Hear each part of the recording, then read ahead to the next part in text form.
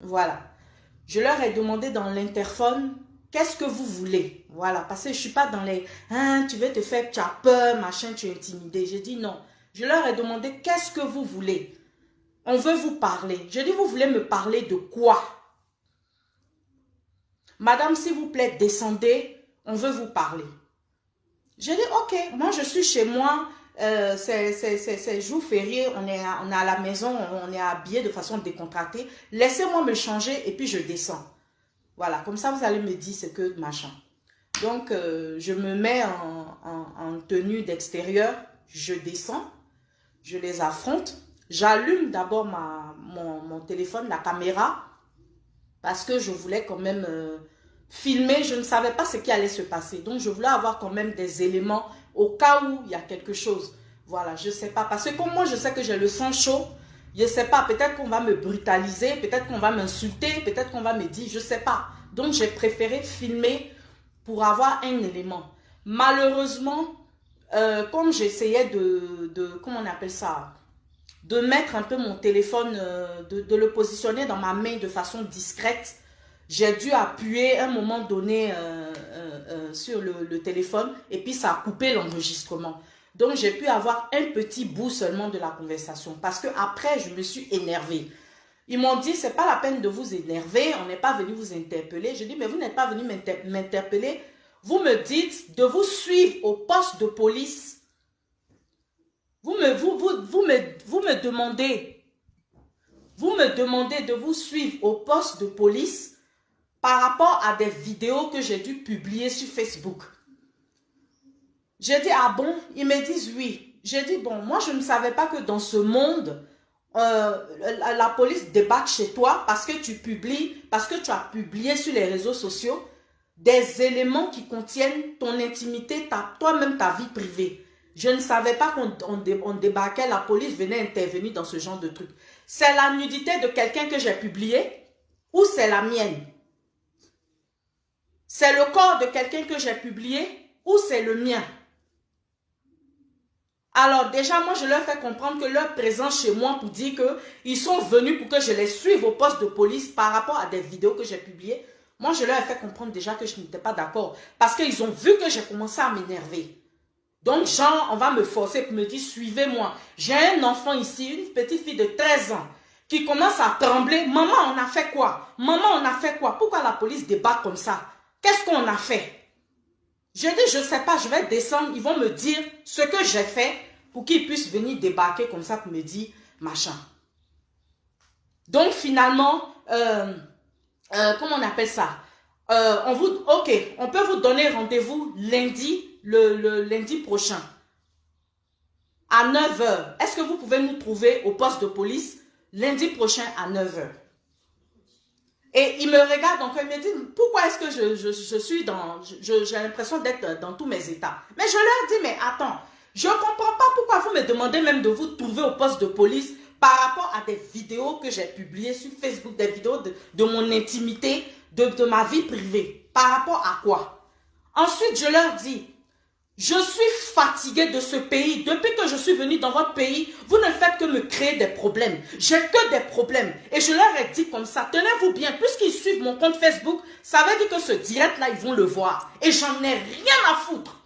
Et je leur ai dit comme ça, depuis que je suis venue dans ce pays, vous ne faites que me créer des problèmes, des problèmes, des problèmes. Vous voulez me pousser au suicide. Voilà ce que je leur ai dit. Ils vont regarder ce direct, ils vont entendre. Vous voulez me pousser au suicide? J'en ai marre de ce pays. Il me dit, mais si c'est comme ça, rentrez chez vous, partez chez vous. Je dis, oui, c'est ce que je vais faire. Je vais partir. Je vais partir. Parce que je n'ai pas envie de terminer avec le suicide ici. J'ai un enfant en bas âge qui a besoin de moi. Les activités que je mène sur Facebook, ça n'a rien à voir avec une histoire de police, machin. J'ai fait quoi? J'ai publié la nudité de quelqu'un? Hein? Et moi-même, pour mes propres fesses, on va débarquer pour me dire de descendre au poste de police par rapport à quoi? Alors, bien entendu, comme vous tous, vous savez, c'est forcément des personnes qui m'ont dénoncé. Mais en fait, en même temps, ça me fait de la peine de parler du mot dénoncer. Parce que dénoncer de quoi? Dénoncer de quoi? C'est la manière, la formule, la manière dont ils se sont bien appliqués pour être en train de trafiquer leur manigance. Parce que quand tu vas parler à la police, là, tu as dit oui, il y a une femme qui monte ses fesses sur Facebook, la police va faire quoi avec ça? Qu'est-ce que la police est censée faire avec le cul de quelqu'un qui présente ses fesses sur Facebook? Il y a combien de culs que vous voyez sur Facebook tous les jours? Il y a combien de chats que vous voyez sur les réseaux sociaux tous les jours? Sans compter les sextapes, les trucs matin, midi, soir, depuis les États-Unis jusqu'en Chine, partout dans le monde entier. Qu'est-ce que vous ne voyez pas sur les réseaux sociaux? Et puis comme par hasard, c'est Yasmine qu'on a ciblé. C'est Yasmine, je ne vois pas même, comment on appelle, une grande puissance comme les États-Unis. Je ne vois pas quel policier qui a le temps de débarquer devant la porte de quelqu'un pour venir lui dire, madame, vous avez présenté votre sexe ou bien votre cul, suivez-nous. Vous avez vu ça où? Moi là, j'ai une destinée grandiose, parce que ça, ce n'est pas normal. J'ai une destinée grandiose, ce n'est pas normal. Qu'est-ce que ces gens-là se sont appliqués à aller dire, à téléphoner plusieurs fois, parce qu'ils ont dû être en train de faire des insistances. Combien de fois ils ont dû insister en racontant je ne sais quoi pour qu'on puisse considérer leur soi-disant plainte. Vous avez quoi contre moi? Vous voulez quoi? Vous pensez que j'ai une belle vie? Non, je n'ai pas une belle vie. Je ne fais que pleurer tous les jours. Ça vous convient? Je ne fais que pleurer tous les jours. Je me bats, je lutte contre le diable, comment on appelle ça? Le satanisme, contre l'oppression maléfique. Depuis des années. Ça vous plaît? Je ne ris pas tous les jours. Je ne suis pas heureuse tous les jours. Vous me voyez en train de faire des posts où je suis dans les avions, en train de me promener, en train de faire la belle vie avec du champagne, en train de rentrer dans les magasins de marque pour m'acheter des vêtements et des sacs à main. Vous me voyez publier ça? Non, je n'ai pas une vie de trucs. Je n'ai pas une vie de grande star mania, de jet-setter, machin.